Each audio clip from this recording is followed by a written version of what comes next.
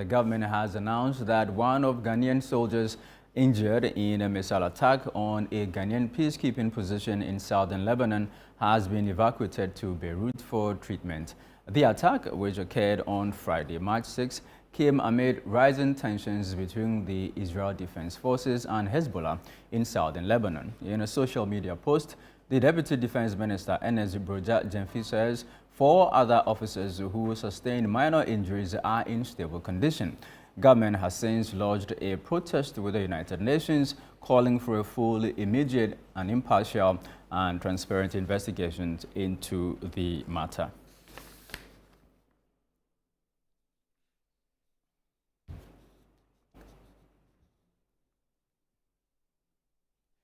Now, for more on this, we're joined by the Deputy Minister for Defense, Enes Broja-Jemfi. Good evening to you, Honorable. Thank you for your time here on the Channel One newsroom. I mean, we know that this is not the first time a peacekeeping post in Lebanon has been attacked, but do we know that this particular one was specifically directed at the Ghanaian soldiers? Good evening, and good evening to your viewers. We are able to tell whether or not this was intended, but the report that we have received from Lebanon informs us there were 3 missile strikes on the camp. One that hit at the entrance, the gate of the camp, and we had some people on duty, some troops on duty at the time. And these were the soldiers that were hit. 5 of them, 4 of them had minor injuries, and 1 had some serious injury to the legs. Okay. And the hip, I believe the right hip. So that's what happened. But all our troops are safe. The 4 that sustained minor injuries are stable now. They've been attended to medically.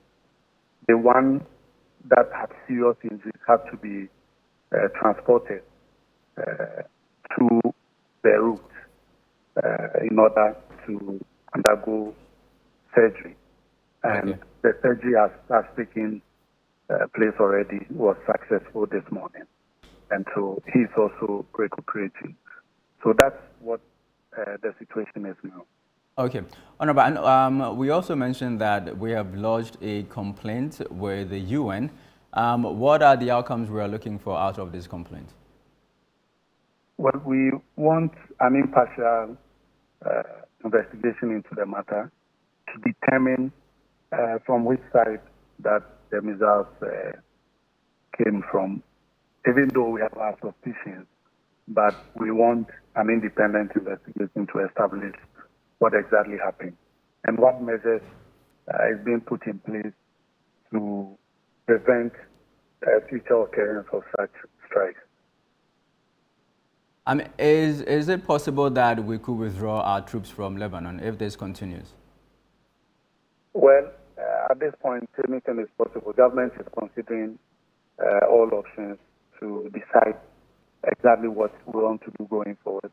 But I can tell you that the United Nations Force in Lebanon is an interim force, even though it's been there for quite some time. And we know that it's winding up, it's almost coming to an end.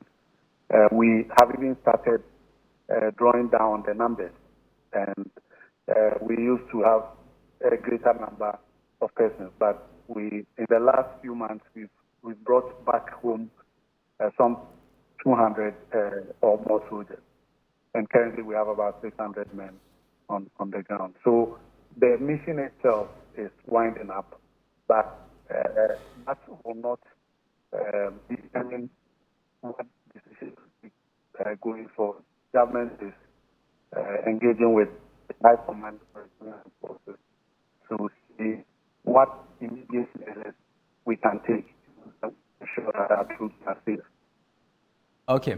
Honorable, finally, before you go, the absence of a substantive defense minister has become topical again. The minority have taken issue with it. I mean, what are the engagements currently ongoing? I mean, we know that you are the deputy minister. Is there a vacuum at the ministry that is needed to be filled? Well, there's no vacuum. There's a minister responsible for the Republic of Ghana, and that minister is Honorable Akufo-Addo. Even though he's in a large position, but as deputy minister, I am there to assist the minister in the performance of his functions as constitutionally mandated. And so there's no vacuum at the ministry.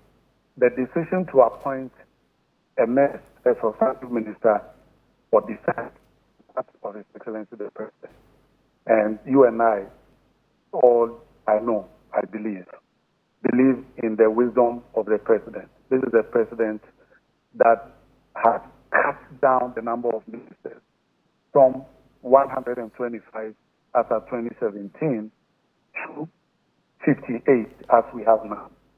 And so, leaving that to do what the President is very strategic, and even with the defense architecture as we have, he's the commander-in-chief of the government. And so there's no vacuum. This what in with whether or not there's a